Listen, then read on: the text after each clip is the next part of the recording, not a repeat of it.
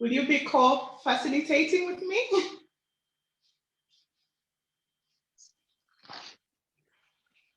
Thanks, Christabel. Yeah, I will. You start and then I will support you throughout. Thank you. Okay. Oh, thank you so much. So maybe just to start by saying welcome to everyone to this, our very first virtual monitoring meeting. I'm actually excited and looking forward to the engagements that we're going to have. I'll start the introduction from the Southern Africa Trust together with our partners, the Southern Africa Cross-Border Traders Association, in terms of introduction, and then I'll hand over to Pinky to also facilitate the introduction from the British High Commission team. We shared an agenda, which I would just like to put up quickly.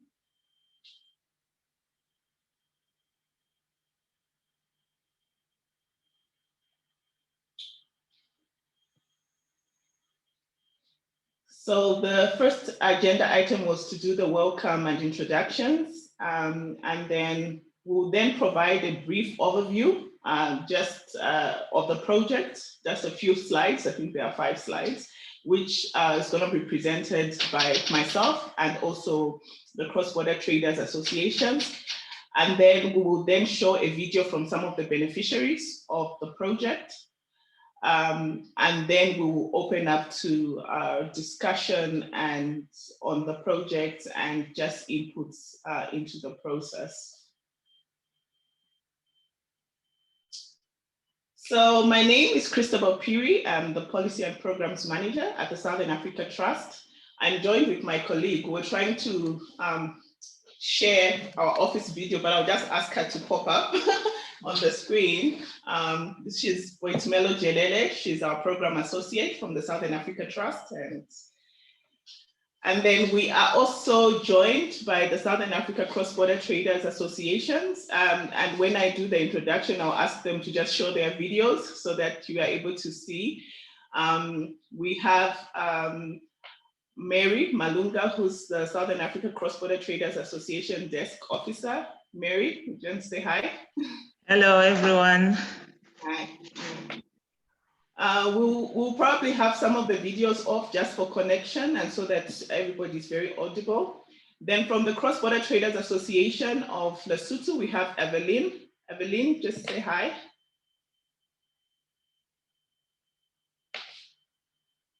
You're on mute, just unmute, yeah.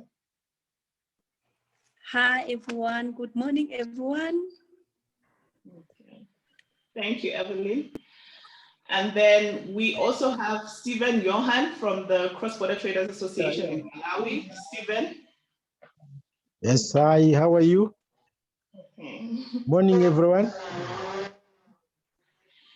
And then we have from the Secretariat of the Cross-Border Traders Association based in Zimbabwe, we have Augustine Tawanda.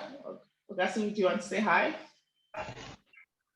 Hello, everybody from Zimbabwe. Thank you. And then finally, we have Eric also from the SecBita Secretariat in Zimbabwe. Eric, do you want to say hi?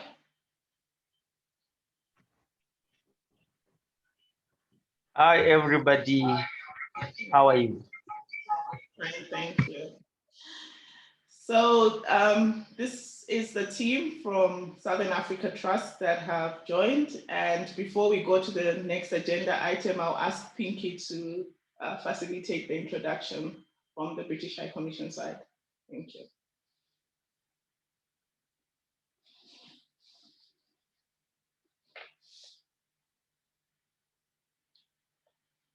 Over to you, Pinky.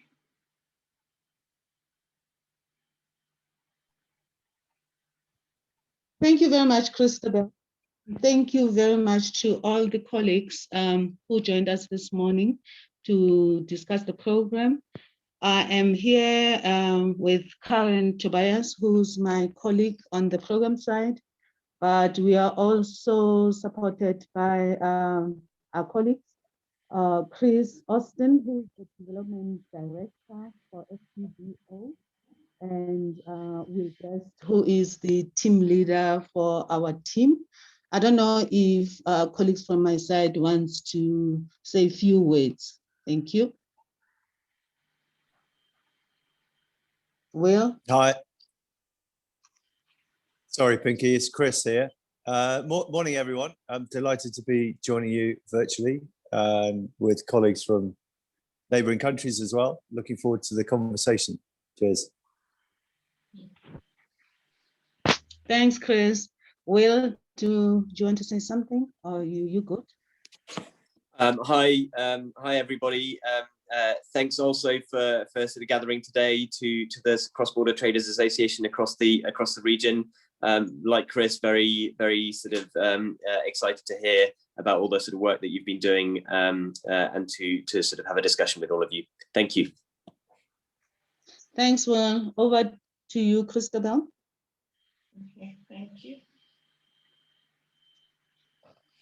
Thank you so much, Pinky.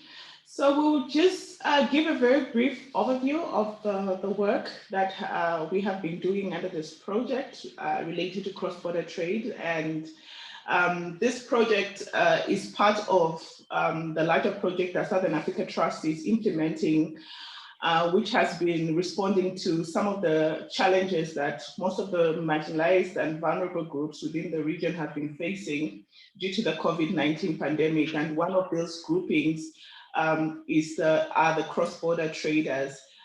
So this project was really designed to look at what have been, since the outbreak of the COVID-19, how were cross-border traders affected, and how could they be best supported to overcome some of those challenges.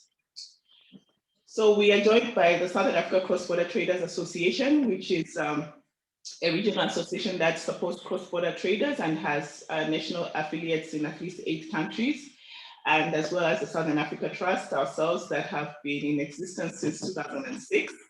And we continue to support and work with civil society organizations. We work with policymakers as well, really looking at finding solutions towards the issues of poverty and inequality, and the focus is really around the policies that the region is involved in, and how do those policies best respond to the challenges of the most poor and marginalized within the region.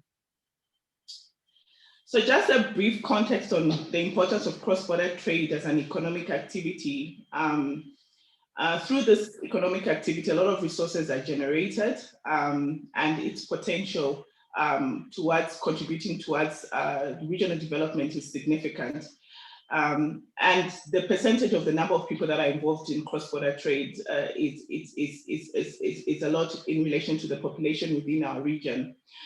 Because of limited employment opportunities, because of our industries that are not developed, I think the only country that is quite advanced in the manufacturing industry is South Africa, but for the other countries, the opportunities to find formal employment is a challenge. And so most citizens engage in cross-border trade, and a large percentage of that is women.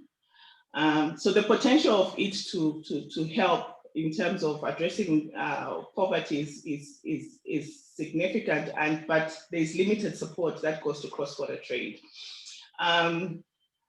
The other aspect is obviously the challenges that traders continue to face. And for the Southern Africa Trust, we've been working with Traders Association since 2008, and really looking at how do we work with national governments to find solutions to some of the trade barriers that cross-border traders face in access to information, in making trade policies and trade regulations being administered at the border being simplified for cross-border traders, making it easy for them because they trade in small commodities. How do we help them to be able to move across the borders with ease and reducing the cost of transactions? And our engagements has been around various trade policies within the Southern African Development Community, within COMESA as well, looking at how these regions can adopt simplified trade regulations. And In COMESA, they've made progress with the simplified trade regime,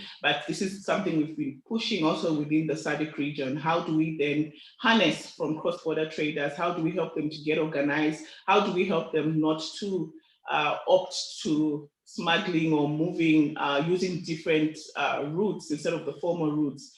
And how do we continue to build organizational capacity of traders associations so that they can be able to reach out to more traders, have them registered, and be able to provide that information to assist them to be able to do trade better. I just outlined some key challenges that traders continue to face, and mostly women as they move across the borders. So I'm going to hand over to Mary, who's going to just give a quick overview in terms of what we have been doing in response to the COVID-19. Amongst the many challenges that traders has faced, obviously the COVID-19 enhanced those challenges with the closures of borders, with the changes and with the different approaches that were being adopted, and with the uncoordination that was happening in the region. Traders were really affected. They couldn't do their trade, and really it was important to really understand what was the impact on cross-border traders. Mary?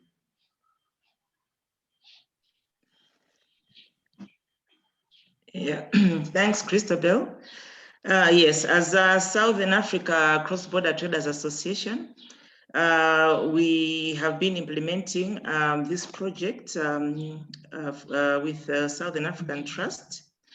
So one of the activities that we conducted was a rapid needs assessment survey. We did this survey in 5 countries with the aim of understanding the challenges that are experienced by the cross-border traders due to the COVID-19 pandemic.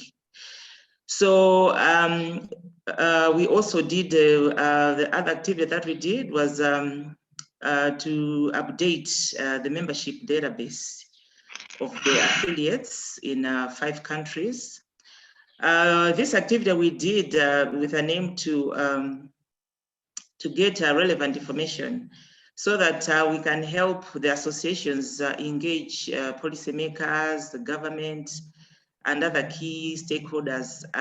Since the pandemic hit, we realized that the associations didn't have updated membership database. So this made it difficult for them to maybe approach government or other development partners in terms of programs that could assist or support cross-border traders who had lost their source of income due to border closures and travel restrictions brought about by the COVID-19 pandemic. So there were some outcomes that we found from the survey. These included differentiated and high cost of COVID-19 testing.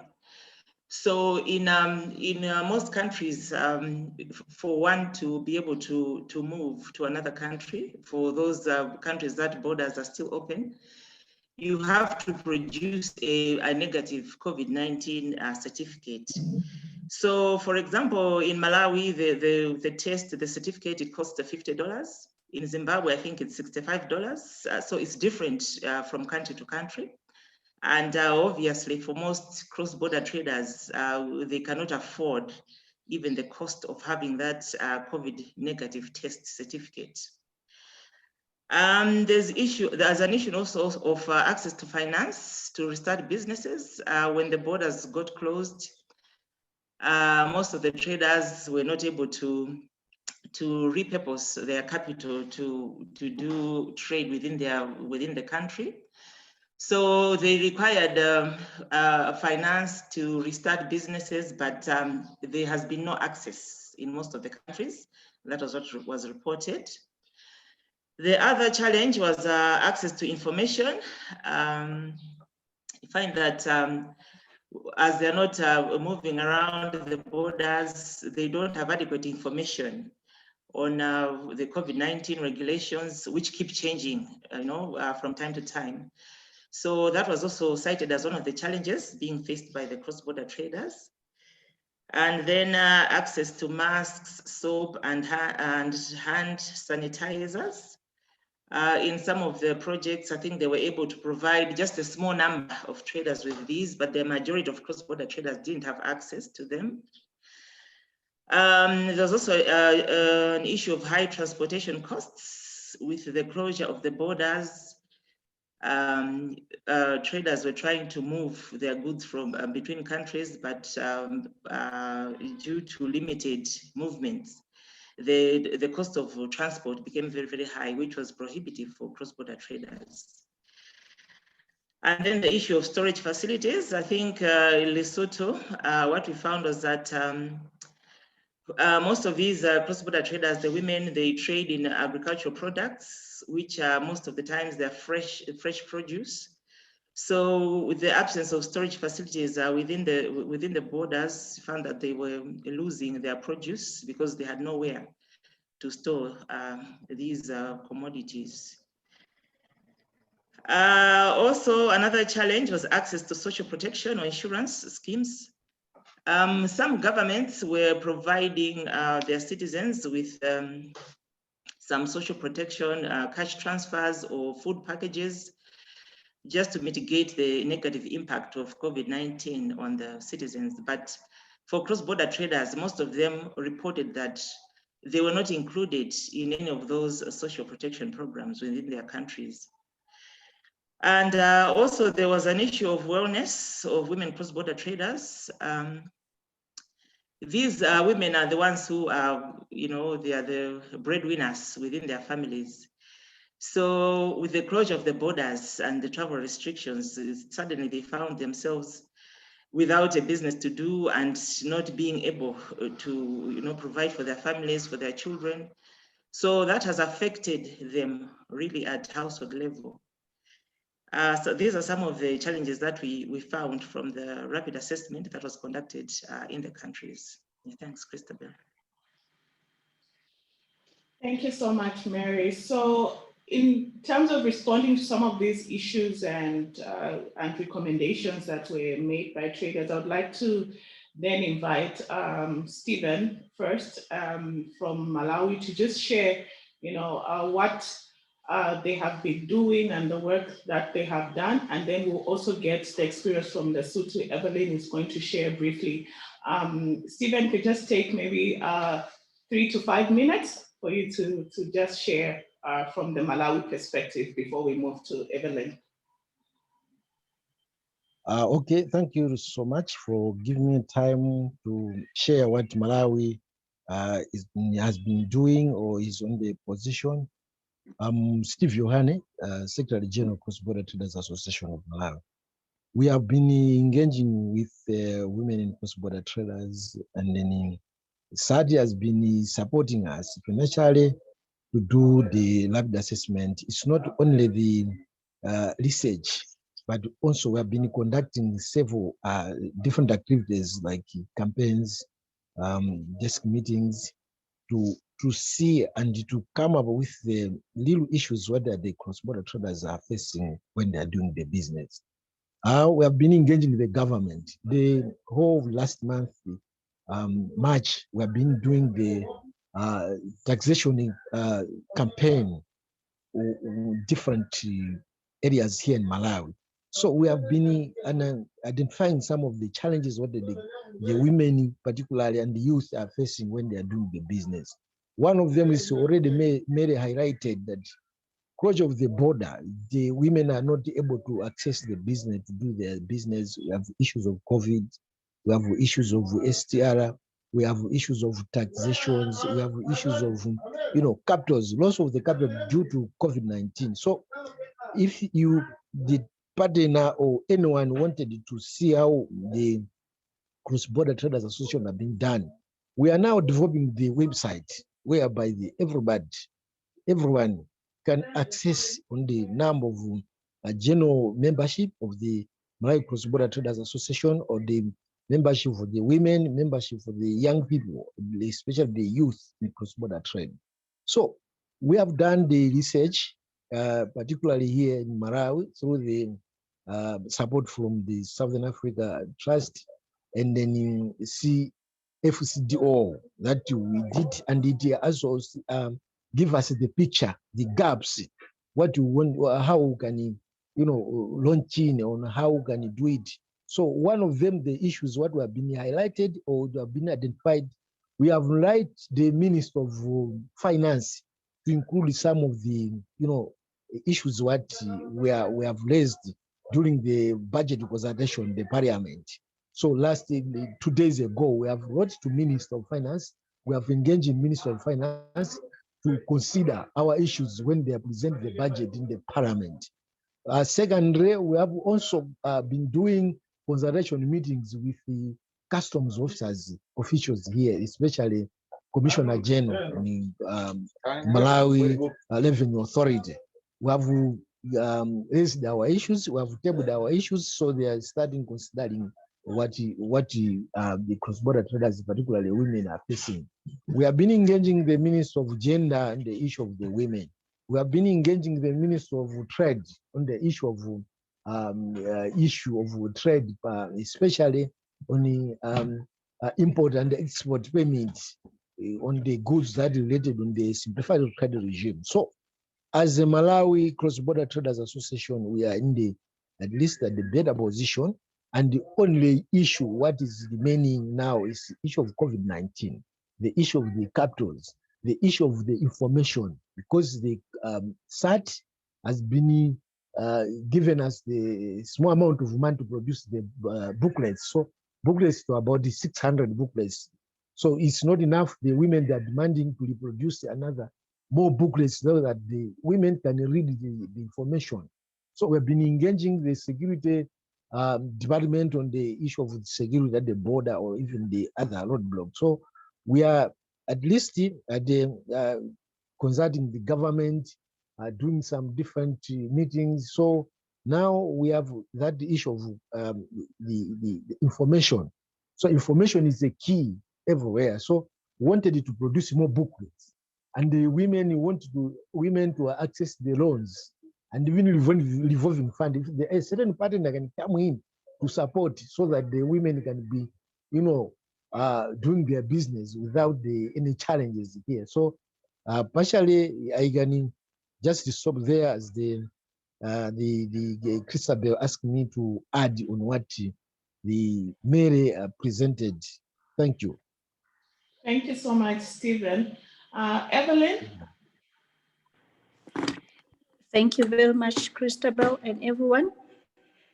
So as Lesotho, we did face many challenges as cross-border traders, which the Steve and Mary has also mentioned.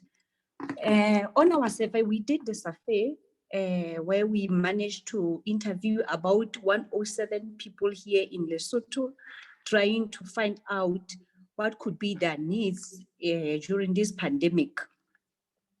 So after we have done the survey, we find the following information, which they say that the cross-border traders here in Lesotho, they say that they can be very happy if they can be assisted on that.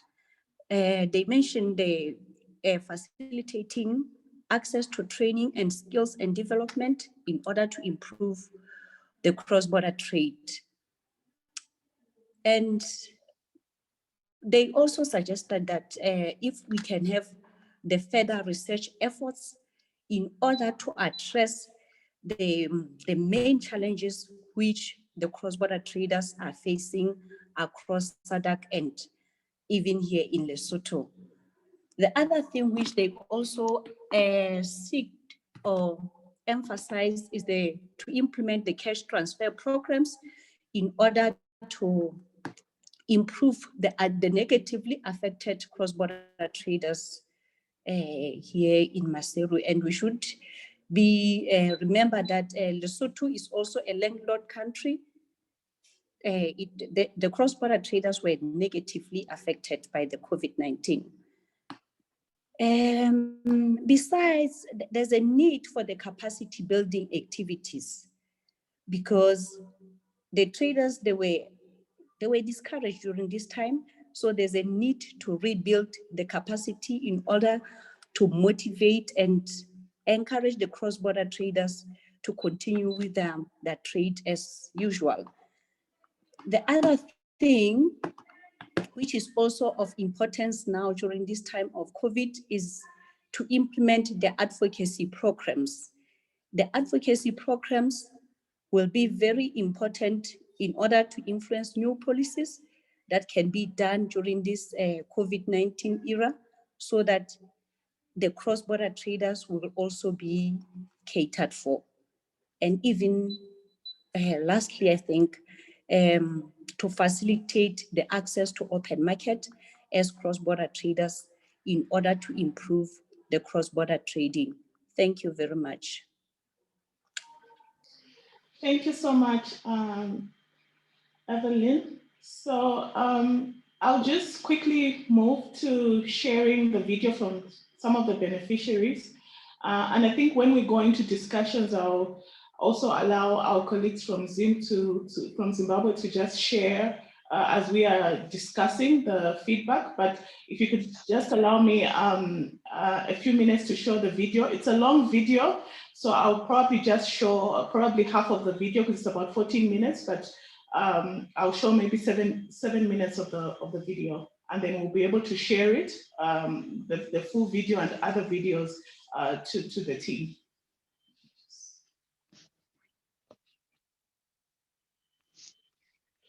Hi, Christabel.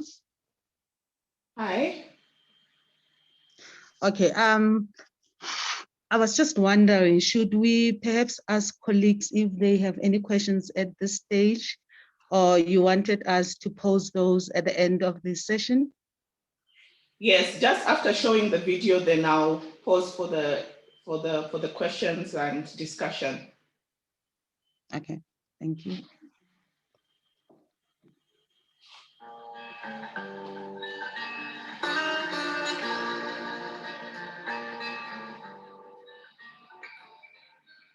My name is Aida Naino. I'm a member of Cross Border Association Maguchi chapter. Firstly, I would like to thank the organization for giving cross-border masks and sanitizers and booklets concerning cross-border association. The assistance came at the right time to the right people. I am one of the beneficiaries. As you can see in this video, the mask which I am putting on, that is the mask which I was given. We cross borders, we are at risk because we are always moving up and down, buying and selling different goods, interacting with the different people within or outside the country. So we need to prevent ourselves, our family members, and even our colleagues. We must put on masks, use the hand sanitizers regularly. For cross borders booklet, it helped me very well. It helped me very much, because I didn't know much about the association. Before I joined the association, I thought if I join association, it means I will not pay duty whenever I am coming back from Tanzania, from Zambia, from South Africa. But when I read the book, it made me understand what is the cross-border association, what is the importance of cross-border association. Let me thank again the organizers, the organization for giving us this assistance. May the Almighty Allah bless you abundantly. Thank you very much. My name is Matebo Mokhele Lesotho, a member of Association of Women in Small Businesses. We did the membership database and the needs survey analysis. Here in Lesotho, there are so many cross-border traders who normally cross the borders of Southern Africa to go to South Africa and buy things to come and sell them here in Lesotho. They normally do it as individual and they sell them on their different locations.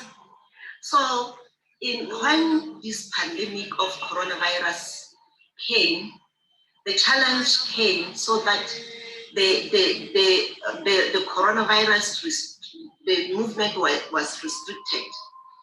They didn't have chance to go to buy some goods and sell. They didn't have money for the certificate for them to cross the borders, because that certificate only take only 72 hours. So it was a challenge. So they have decided that it will be better if they buy things in groups and they buy things in bulks as they are going to work in groups. They decided to buy things like school shoes in bulks, kitchen utensils and children clothes, so that they work together and do business together. So that's the things that they were talking about, that it will be better if they work together and order things together from different firms so that they are exported here in Lesotho. Thank you. My name is Agnes Magomo, Secretary for Malawi Women in Mwanza Cross-Border Chapter. Really, last year up to now, women, we faced a lot of problems due to COVID-19 pandemic. We didn't cross as cross-border because the borders were crossed. This affected us a lot. Our capitals fall down. We thank SAD for supporting us with booklets, masks, and sanitizer in order to prevent COVID-19 pandemic. God bless you so much. There was a change for your support because we were using it and still. We have prevented from COVID, and the booklets we have learned a lot, how to make business from different countries. Lastly, we as women, we beg your full support, you SAT. We need your trainings. On top of that, we need loan from you. Please help us as women. Our capital has fallen down. Thank you so much. God bless you. Hi, my name is Nina Katabo, Mrs. Lungu from Mwanza chapter, and I'm a secretary for Mwanza chapter. We really thanks a lot for what you did for us. I just want to comment for what my friend has already said. You give us masks and sanitizer. We really appreciate your gifts. But our needs mostly is loan, because you know this pandemic has made us our business to fall down. So we don't have anything. Our business are fall down. We don't have anything. So we are begging you that you can give us loans. We thank you so much. We love you, sir. Bye-bye. Yeah. My name is Regina Ganyi. Maybe I'll just stop here and then we'll be able to share the full video with the other beneficiaries later. So over to you, Pinky.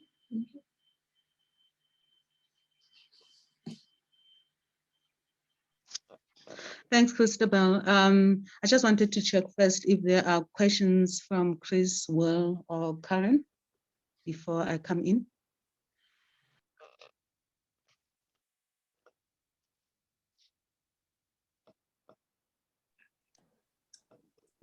Hi, Pinky. this is. Sorry, go, Chris. No, you carry on, Will. No, go. Thanks, Chris. Okay, well, I'll kick off then.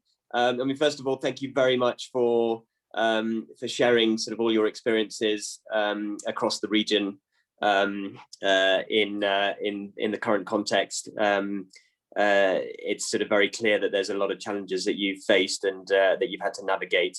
And I'm pleased that the program that we've supported with the Southern Africa Trust has been able to provide some support, particularly in terms of information sharing, provision of PPE, etc.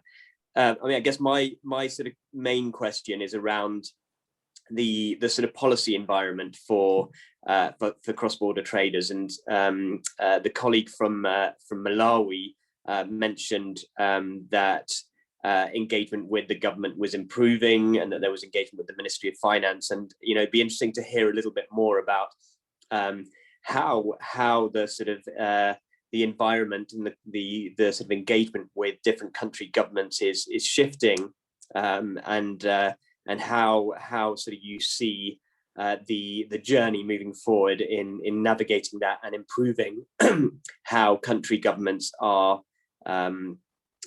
sort of including cross-border traders in their responses, and in the way that they provide protection to sort of populations in the country. So a sort of a general question around how that relationship is changing, is shifting, and how you see it moving forward. Thank you very much. Thanks, Will. I don't know, Christabel, do you want to take each question, or do you want us to give you a few questions and then you colleagues can respond to those? Yes, so I think we can take all the questions, the first round of questions, and then. Okay, thank you. Chris, did you want to come in?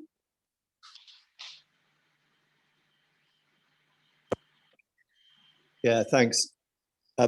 Really useful presentation.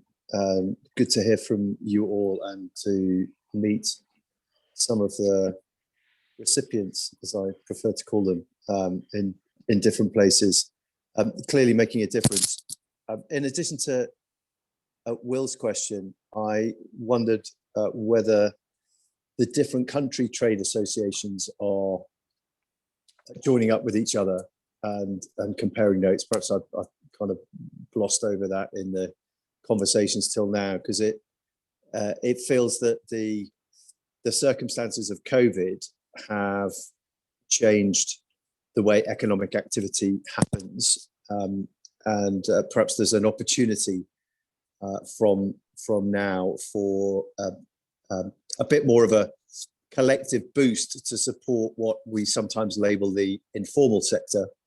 But cross-border traders are hugely important for the economies of all of the countries represented here. So I'd be interested to know if you've thought about that. So kind of what might come next. Thank you. Thanks, Chris. And I also have two. The first one also builds on Will's question around the engagement with the ministries, the presentation that was given by Stephen. I just want to know what the response was from these ministries, and did you get a sense that they will be able to implement some of these challenges? And then the second one is for you, Christabel. I know that there have been major challenges around the Bridge one. I know that there isn't a formal association at that border post. And I also know that you're working through taxi organizations. So I was wondering how that is going, seeing that that's a different formation. Are you getting the traction that you need from working through taxi associations? And then I wanted to know if there are any other challenges that you're experiencing, especially because I also know that there are challenges in engaging the border management agency in that border post. So how are you getting there?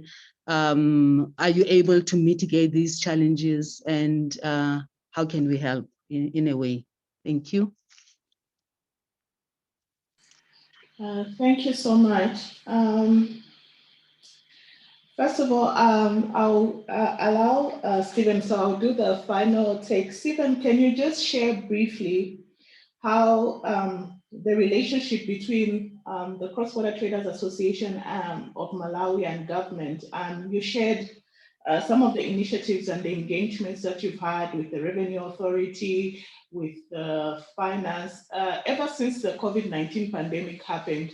Has that relationship changed? Do you see that relationship becoming better? Are they calling you to get information?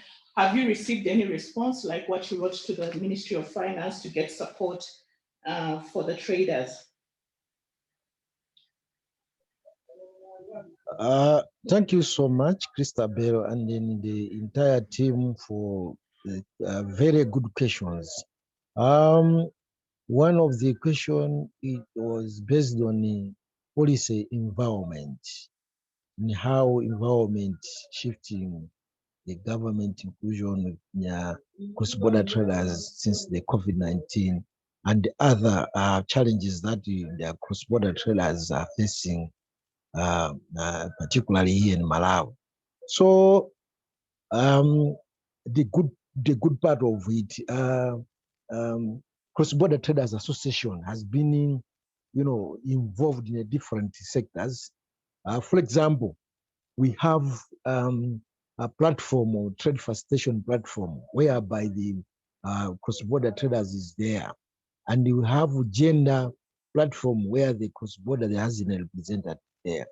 We have recently they have just established border management committees. So cross-border traders association is there. So what is remaining here? We have wrote to the government. One, the removal of some of the taxes that hinders the cross-border traders association, especially the women when they're doing their businesses. So we have written the Minister of Finance for the inclusion on that one. And the secondly, we want also the Minister of Finance to remove some of the taxes. For example, in the STR, there's a surcharge where it's applying on the STR. So we have also written the Minister of Finance to consider on that one. The other one is, lending institution, high rates, whereby during this COVID-19, and then the certificates for COVID-19, that is to cost. So we have also written the Minister of Finance or the government through the Minister of Trade, so that the government can consider on that one. And then when you come to the Department of Customs and the Malawi Revenue Authority, we have sitting down that they asking us to list some of the 10 commodities that will be not reduced from the taxes, whereby they during this COVID-19 and with their COVID-19 eras, so that the small scale cross-border traders can enjoy through these 10 commodities that cross-border traded in usually in the SADC region or commercial or EAC region. And then on the other side, there was a issue of the collaboration with the government. So we are there, and then we have the issue of coordinating to the Minister of Finance. The other department is directed us to write the Minister of Finance. If you have the issue of the Minister of Trade, with the other department directed us to meet with the Minister of Finance. So currently we have the issue of the markets. So we have already met the Minister of Finance for some of the policies to be reviewed to suit the environment of the COVID-19.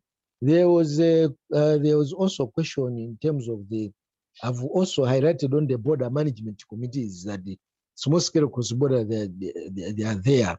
And then the question of engagement, I've highlighted on that one. And then the issue of the COVID-19, the only remaining is the government to subsidize the costs of the certificates of the COVID-19 as for cross-border traders, traders association or traders to access easily. That is so currently these are, if I'm not clearly taking these questions, I can come in again and then you can proceed with Christabel. Thank you. Thank you, Stephen. Maybe just to say, since you've requested and engaged, have some of these already yielded some results? Have you received some responses?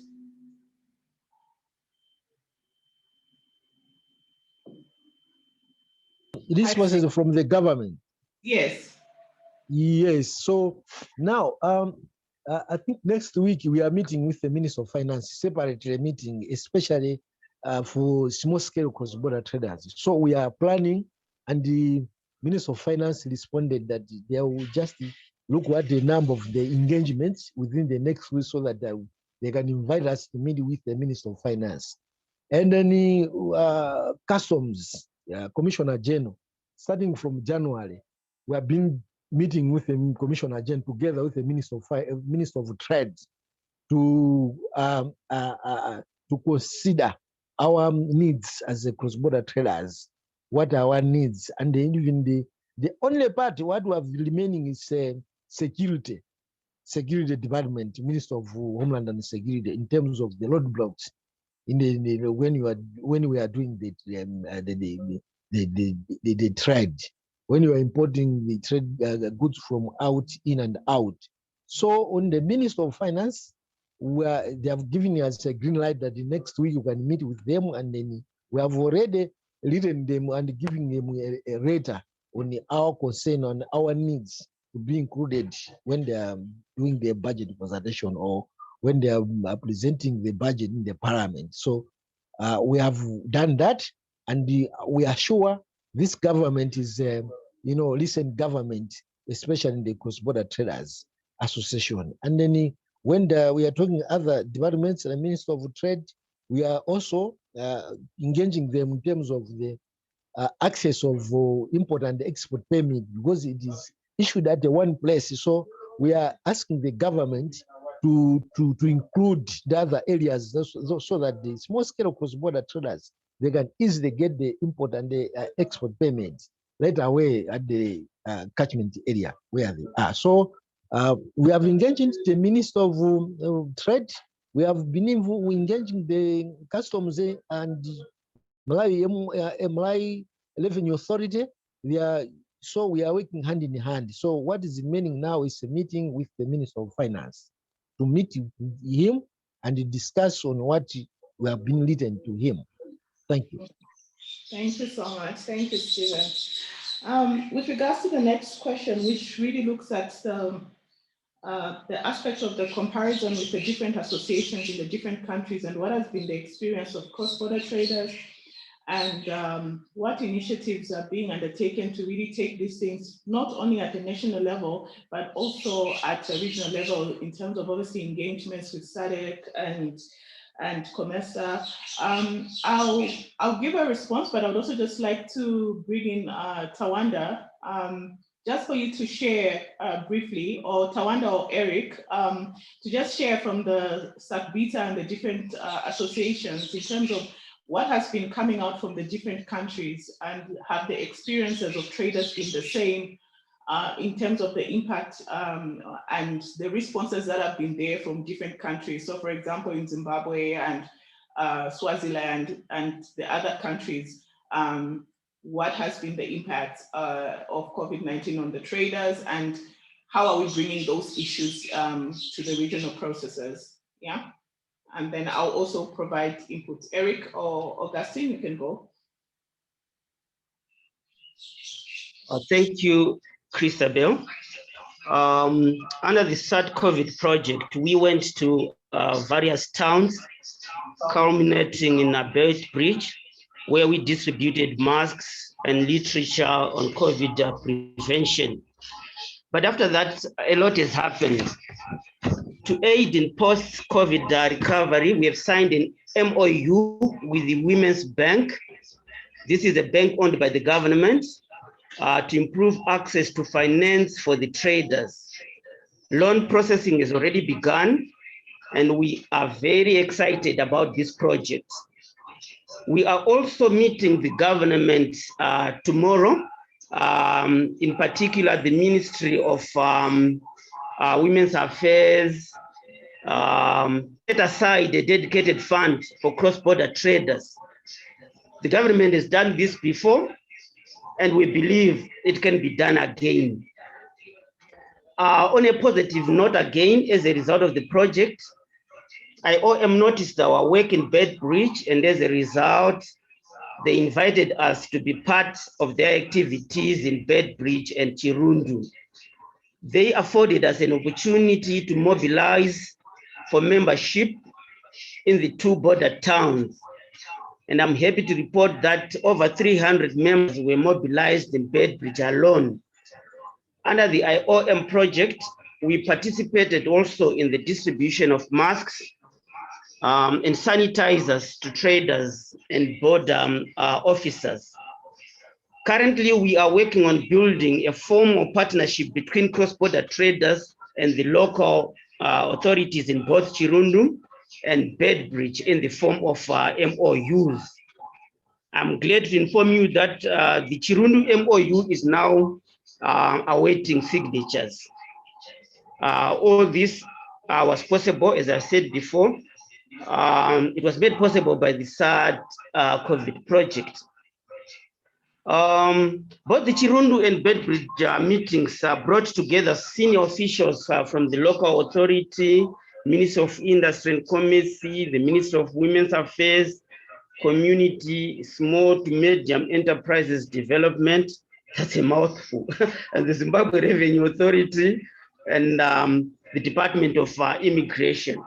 So this gave us an excellent opportunity to put across our advocacy issues to very, very senior decision makers.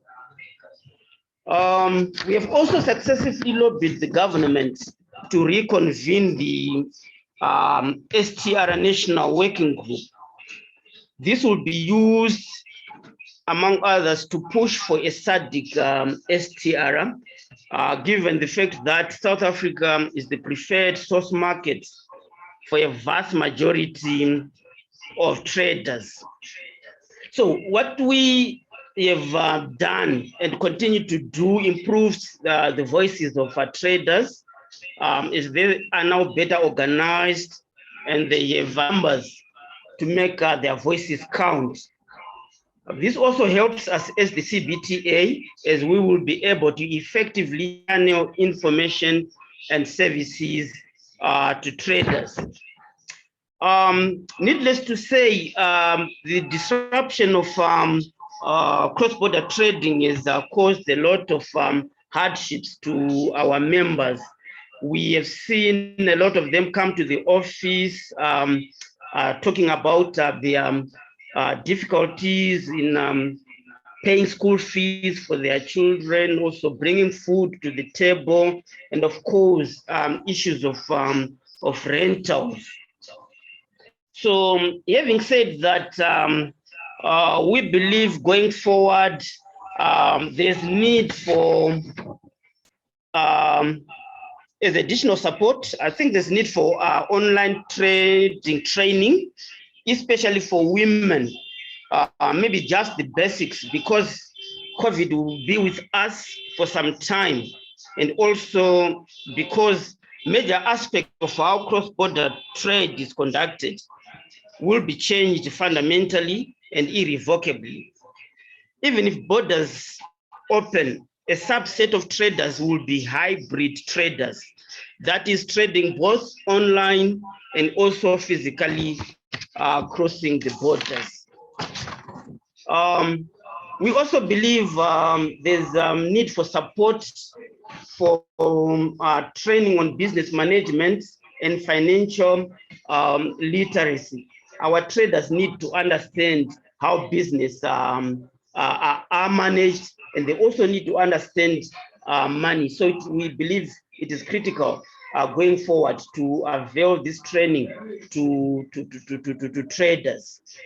And again, during our activities under the project, we also discovered that a lot of our traders had challenges accessing finance to recapitalize their businesses.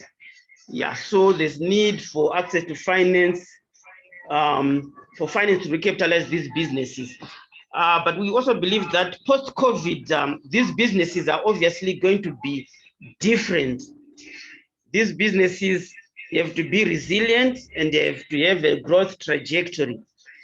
They can't remain small. We also saw during COVID that formalized businesses fared much better during the pandemic. Thank you. Thank you so much, Eric. Just to also add to this question is that as with the cross-border traders, we've also done some comprehensive research to look at the impact of COVID on other 4 countries, including Zambia as well, Zimbabwe, Swaziland. Sorry, Eric, may you kindly mute your mic?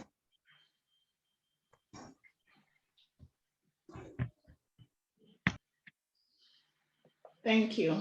So we've done some comprehensive studies looking at different countries, Swaziland, Zambia, and we added Malawi as well as Zimbabwe, and the experiences are almost the same. We've actually published these reports on the Southern Africa Trust Knowledge Hub. But what we are doing is that obviously from that information is to feed the findings from these reports into ongoing policy processes, particularly on the SADC simplified trade regime, how some of the issues that were raised could help to actually improve the policy recommendations, because the simplified trade regime has not been implemented or adopted for SADC region. So there is that opportunity through the national structures to actually provide input in terms of what needs to be addressed and how can the trade framework really supports small-scale cross-border traders. South Africa will play a very key role as a country in the SADC simplified trade regime, because most traders come this side. So once we have those issues addressed and those trade barriers addressed through the simplified trade regime, it will make it easier for cross-border traders to move and to come into South Africa, buy their commodities and sell. So there is ongoing opportunity for engagement, and obviously using the different country experiences to input into the processes. Finally, with regards to the question from Pinky, I think you were referring to the IOM project, because they are the ones at Baitbridge that are working with taxi associations and interfacing with the border management system. For the Southern Africa Trust, our work with the informal economy has really been with the South African Informal Traders Association, but not as relates to cross-border trade. It's really been looking at the issues to do with the informal economy in South Africa. So the taxi associations is under the IOM project. Thank you. So I'm not sure if there are any other questions. And Pinky? Okay, Christabel. Yes, please, Stephen. Yes. Yes, there was a question related to, I don't know if the Eric had been highlighted in terms of the coordination about the SADC, the platform, what we have like Sabita in the SADC region, and then even the COMESA region, and then the other region. How do we link up? How do we coordinate it? How are we doing our activities? So that question was not needed. Please do proceed. Yeah. Yeah, that question has not been addressed. So in this connection, we have that coordinating body whereby the different national affiliates like Malawi, Zambia, Zimbabwe, Lesotho, extra. So we have the Sabida that also coordinate some of the programs at the regional level. And then we have also the COMESA. COMESA, we are yet to build up the regional body under the COMESA and even the inclusion of the ESC. So we have sometimes we do link in terms of the what are challenges that are facing the cross-border trade. So for instance, if the members or traders that are going to import goods from Zambia, if they face the challenges, we do link with our friends at the Cross-Border Traders Association in Zambia. The chairperson in Zambia, we do link up if the traders are facing the challenges. Well, addition to that, we are also producing the national IDs for them to be identified if they have been in Zimbabwe. you can easily refer the member to Zimbabwe Cross-Border Traders Association if they are our members facing the challenge. So in particular, we do relate. For example, we have on Kinjimani border, whereby we have TIDO, Trade Desk Information Officer. And the Zambian side, if there are traders facing the challenges, we coordinate both countries. With the issue of the COVID-19, we do link at the border if the trader facing those challenges. We have the issue of the harassment, we have the issue of the money laundering issues. So we do link and we do coordinate at the regional level. So the only gap what we have, we don't have other borders in the, like we don't have TIDOs in other borders, like bordered Deza to Mozambique that passes through to Zimbabwe. And then that border is Songwe to Tanzania. So we need support in these borders to put TIDO officers that can help with small scale cross-border traders. Thank you. Thank you, Stephen. So just to also mention that the TIDOs are the Trade Information Desk officers that have been placed by national governments to help small-scale traders to complete the customs procedures. So with those countries that are implementing the simplified trade regime, the officer guides the traders what to complete, what commodities, and to ensure that there is compliance. So some of the countries have put in Trade Information Desk officers, but there's always been an issue with regards to cost. And so you find in other borders, you don't have that, but these Trade Information Desk officers are so helpful to the cross-border traders, looking at issues that most traders, some of them do not have the right, they have their literacy levels are quite low, so the Trade Information Desk officers really provide that level of assistance to cross-border traders.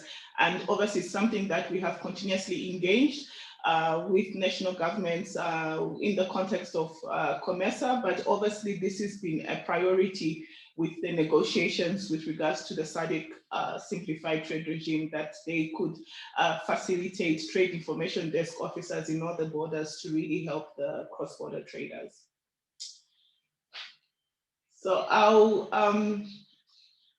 go back to Pinky if there are any questions. Chris or Will, if there are any additional questions from your side.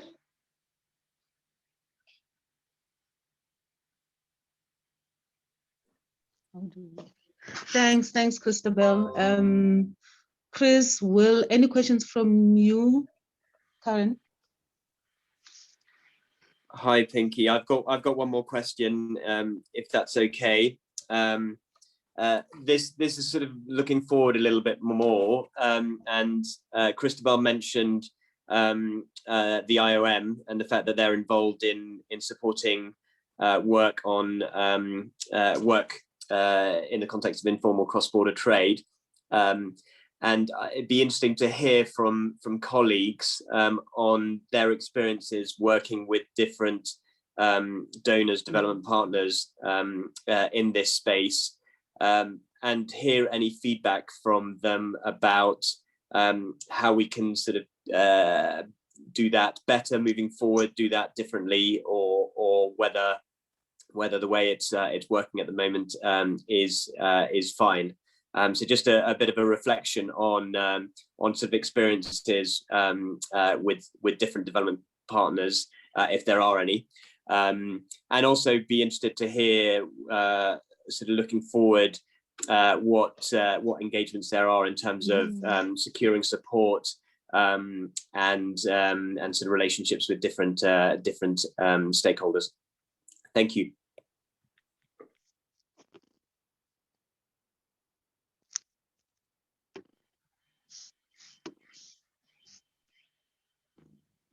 Thanks, Will. Any more questions before we go back to Christabel? Not from me, thank you.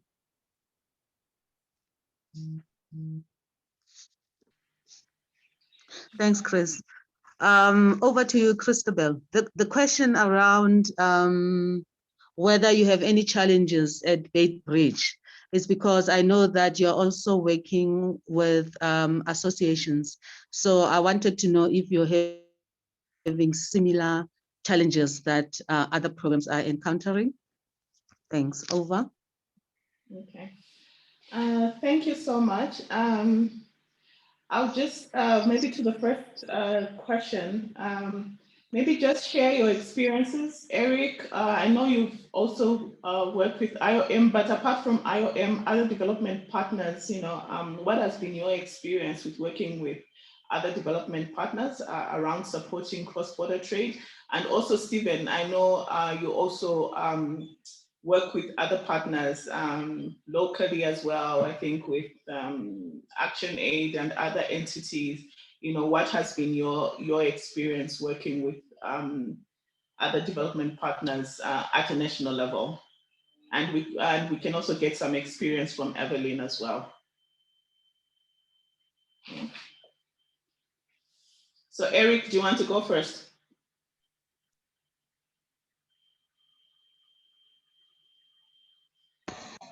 Hello, Hi. Christabel. Yes. Can you hear me? Yes, I can. If you don't mind, I can also make a bit of a contribution, particularly in the area of working with other partners, because I can look at it also from the national and the regional and share one or two perspectives, and probably Eric can come in, or the other players can come in if you don't mind. No, that's fine. Please do proceed. We have had opportunity both at national and regional level to work with other partners. And in terms of one thing which is coming out very clear, which I would want to share, because I've had the exposure of working with those both at national and regional level, is the kind of relationship that we've been with yourselves has been producing a lot more value for money to the trader. This is not about you, Christabel, patting you on the back, but this is about experience I've had in working with projects with IOM, working with projects, COMESA, and other players. What I have picked up, particularly if I can highlight on the COMESA exposure, and COMESA has got a lot of resources that are driven by international agencies, and I don't have to really put them their names on the spot. But the point that I would want to flash here in the context of resource utilization is, from a programming point of view, the amount of resources that are put in a given area and the result and the impact, they don't quite match. This again, if we were the platform, I'm just trying to flag that it is possible to program issues around cross-border traders a lot more effectively with consultation, which is what SAT has been doing in the past. We have been working together in terms of identifying exact areas, and as a result, wherever the resources that have been going, you really have impact, you really have somebody benefiting. But we have had programs that are designed and implemented. When you find that the cross-border traders, the associations themselves will actually be on the periphery.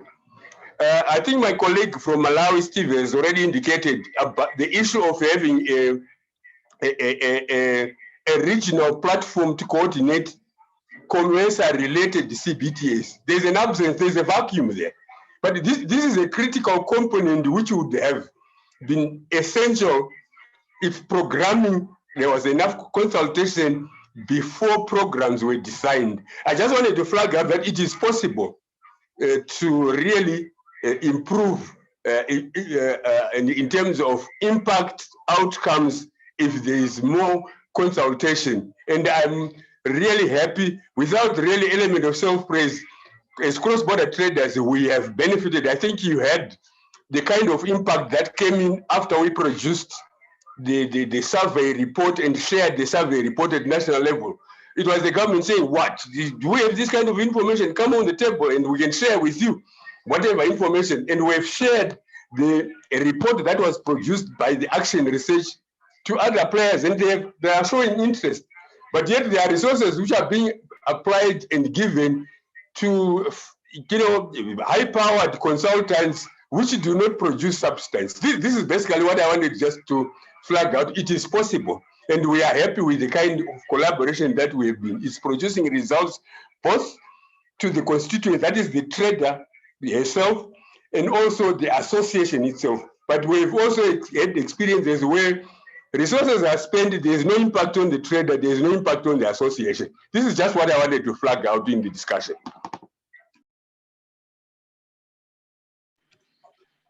Thank you so much. Maybe I could just ask Evelyn, have you your experience with working with other partners, and then Stephen. I'm conscious of the time because we aim to finish this at 12:30, so maybe just 1 minute, 1 minute. Stephen, Evelyn. Okay, Hello. let me start. Okay. Okay. Evelyn, you can go. Hello, ma'am. Thank you very much once again. For us, experience with other partner organizations has been very successful. The current project which we are having with other business partners is through OSISA. The OSISA is supporting us to do the advocacy program here in Maseru and Lesotho.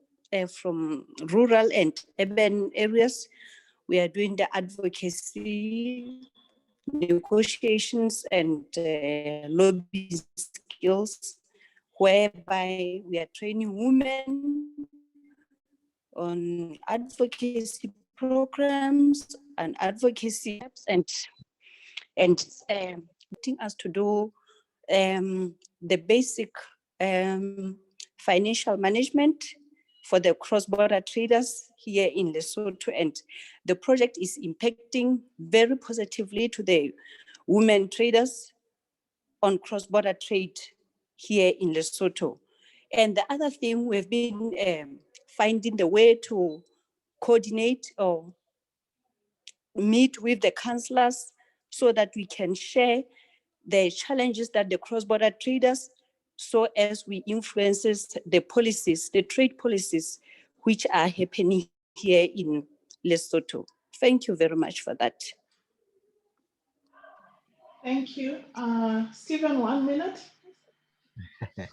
Thank you so much. We have some of the partners, development partners here in Malawi. The other is a national one and the international. We have UNCTAD. UNCTAD, they do supporting us on the capacity building trainings, entrepreneurship, especially in the women in business. So we have been engaging with UNCTAD for some years back, since 2017 up to now. They are still supporting us on that way, on just providing the trainings and the materials. And then we have IOM. IOM, we have 7 months project, which will be ended in June this year on the COVID-19. So we are now implementing project with the IOM together with the Minister of Homeland Security here in Malawi. We have COMESA. COMESA, we have 2 areas of the project. We have project concerning of the cross-border traders market. We have the issues concerning of capacity building trainings, bilateral meetings with the other government and other government. And we also have also the trainings in terms of the STR, Simplified Trade Regime, and non-tariff trade barriers. Those are issues that the COMESA has also helped us to employ TID officer at the border, and especially in Chinjimani border. So TID officer specifically coming from our association, not in any other. So we have seen that there's a great opportunity. We have also an ITC International Trade Center. They are also helping us on the, currently now we are reviewing our constitution. We are having, very soon we have an AGM to elect new leaders at the national level. We have also, developed website whereby the traders can access information. So we have been engaging these drum partners you as a SAD, we are helping us much in the database on the Cross-Border Traders Association. So it was helping us a lot. When you go to our website, www.cbtmalawi.org, you can see now the change, the data, what we have, and the general data membership 2,650 and 1,650, that's women, and youth 500 is, that. So SAD, OSISA, and other partners, we are fully engaged and involved. They have been helping us so much. So thank you. Thank you so much, Stephen. I know that we have got 5 minutes. I think I would like to probably give this opportunity to Chris, Will, and Pinky, maybe to give your final words or encouragement. And then I'll also allow our partners as well, maybe to just say their final word. Yeah.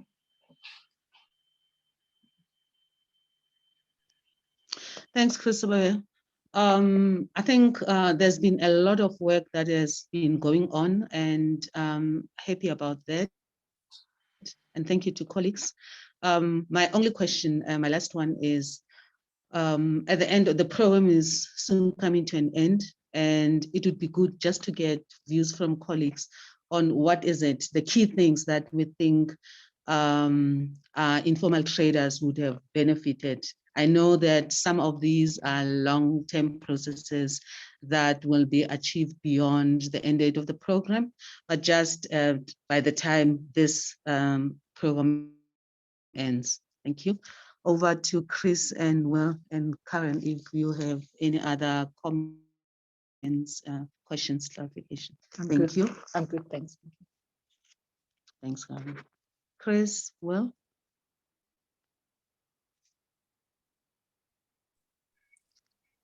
Thanks, Pinky. I mean, if we're if sort of you're asking another question, there's going to be sort of more sort of quick responses. Shall I wait to say sort of final few words until after that, or shall I go ahead? Go ahead. We're nearly out of time. And say, yeah, because we have limited. You can go ahead and say the final fine. Yeah. Good.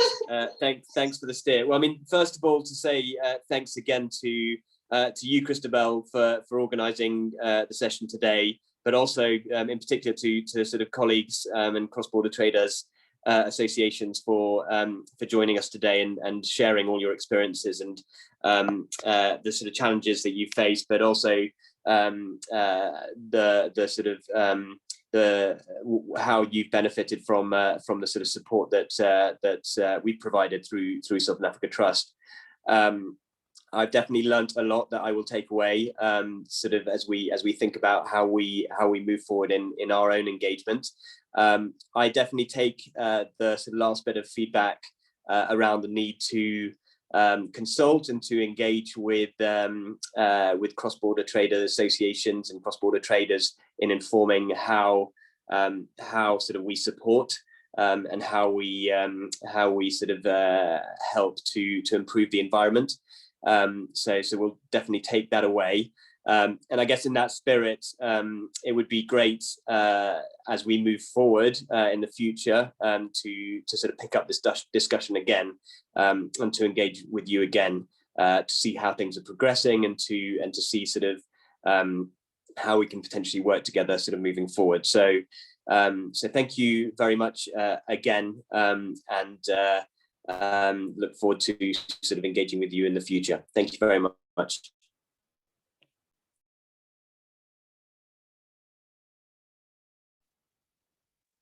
Thank you very much, Will.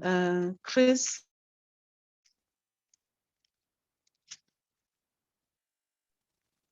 What Will said, thank you.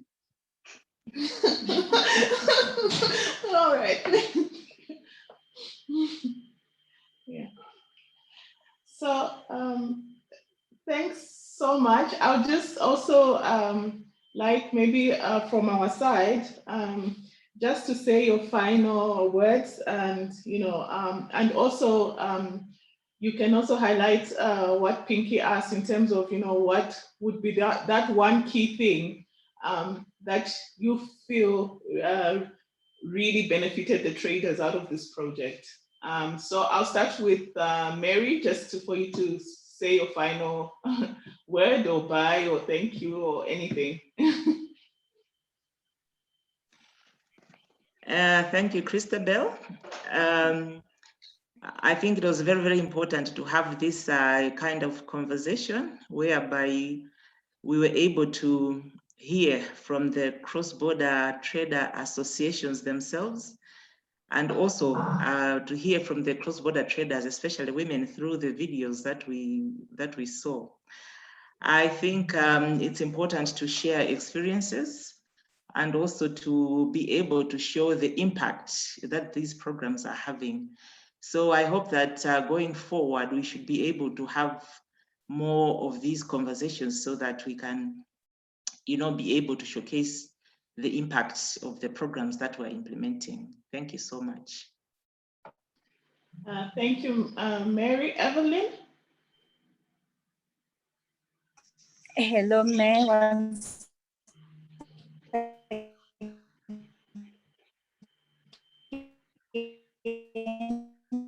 Thank you.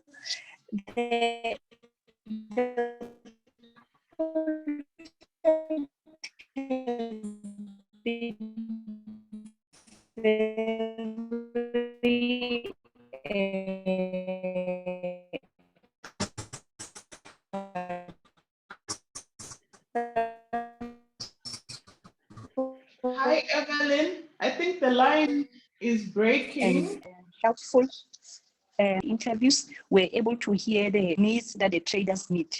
Like they mentioned that they can be project. We are very pleased to be given the chance to participate in the project. It has been very important and very helpful for the cross-border traders. Like when we were doing the survey, we're able to get the ideas from the cross-border themselves, what they really need to be assisted as cross-border traders so that their trading can continue and their economy can improve. Yes, ma'am. Thank you very much. Thank you so much, Stephen. Thank you so much, Christabel, and the whole team, FCDO, for support. One more thing, what I wanted just to share with you is a very important way that most of the cross-border traders benefited from this project is information. That's the booklets that you supported to produce some of the booklets. So we need the more booklets to be produced. We need support like what they are highlighted in the women's video, lesson sharing and training. That's very important. So that the developments of the association, management of the association, capacity building, trainings, digital platforms, these are very important, and we have learned a lot from this project. And some of them, they are very long-term results, some of them, they are short-term results. So the traders have learned a lot from this project. Thank you so much. Thank you so much. Lastly, Augustine.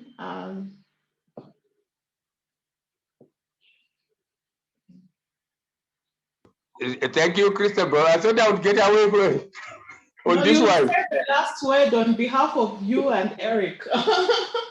Yeah. No, thank you so much for the collaboration for this event.